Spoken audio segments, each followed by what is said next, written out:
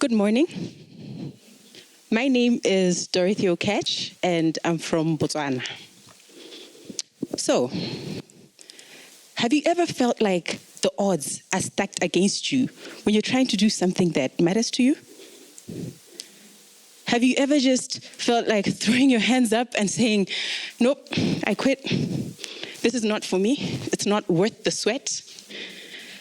Have you ever looked up at the glass ceiling that has been set above you by the world as a reminder of the limit of your greatness?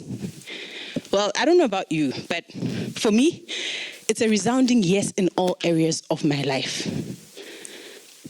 My story is about how the difficulties that I faced in my life have driven me to become Botswana's first international referee for basketball. In 1986, that was a turbulent time in Uganda. That's when the now president of Uganda successfully orchestrated a coup d'etat to take power of the country. My father, unbeknownst to me at that time, was a front runner in the UPF government of the former president, Milton Obote. So my siblings and I would be sitting in the sitting room, and it was always at night when you'd be able to hear it the clearest in Kampala, Uganda. It was always at night you'd hear the women screaming in the streets. It was at night that you'd hear the gunshots so loud as if they were coming from the room next door. You'd hear those footsteps of people fleeing for safety. It was always at night. You could smell the panic and the fear in the air. In true coup d'etat style, after the president took over, he wanted to assassinate all the frontrunners of the former political parties and their families.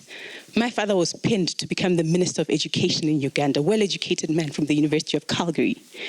So he had to pack up his family, and we fled. We ended up in Gaborone, Botswana, a country that adopted me and gave me citizenship. Now, because of what we had experienced, our home became a safe haven for anyone from Uganda who was fleeing from the political unrest. And every time they came to Botswana, they would stay in our house. Uncles and aunties who had no blood relation to us.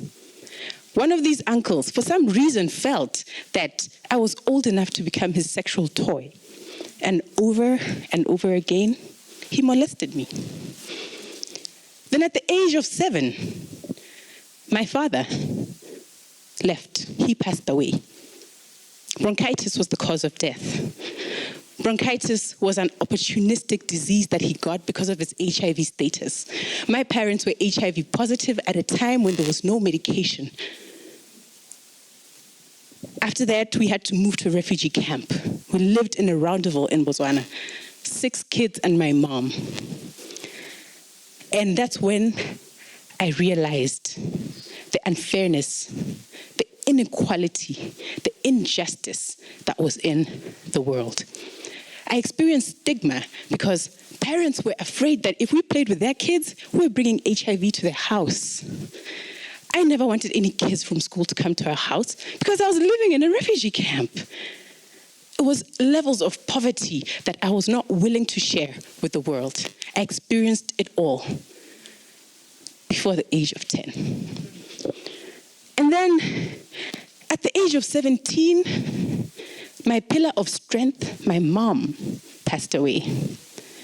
And I just got so upset at the world, all that bitterness, all that anger, all that frustration of life is not fair. Why is it that those other kids still have their parents? Why is it that those other kids have never, ever had to experience poverty? They've never had to hear gunshots in their lives. Why me?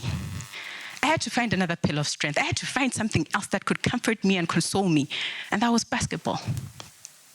You see, when I was on the basketball court, nobody cared that my parents had HIV/AIDS and had passed away because of it. Nobody cared about my financial status.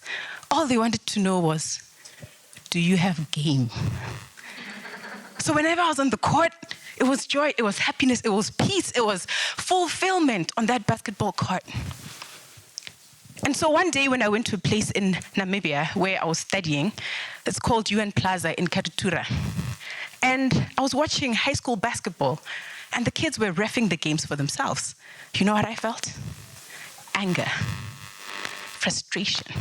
There was the inequality. There was the unfairness and injustice happening in a sport that was comforting me. I could not stand it. So I took a whistle and I went on court with my low knowledge of the rules. At least I said, I'm going to be as fair as I can. If I mess up for this team, I'm messing up for that team. Not because I want to, but because there's nothing else that I can do. So I got there, and I then started reffing to bring about at least a place that I have control, fairness, so that these kids, as they play basketball, they forget about everything that's happening at home. So I reffed, and I got to a certain level in Botswana, and when it was time to become an international referee, I was 3 months pregnant, and I couldn't go. Yes, I threw my hands up, and I just almost gave up. But I got a call from a coach and said, remember, Dorothy, nobody ever drowned in sweat.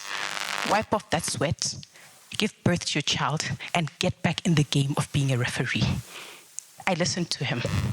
I went and became the first international referee, and now I'm the first African in the Special Olympics International Basketball Technical Resource Team that coordinates basketball for athletes with intellectual disabilities. So mine today was just to say revolt against that glass ceiling that has been set up above you. I have trashed mine. I'm sure you too can trash yours and bring about the fairness and equality that you want to see in the world. Thank you.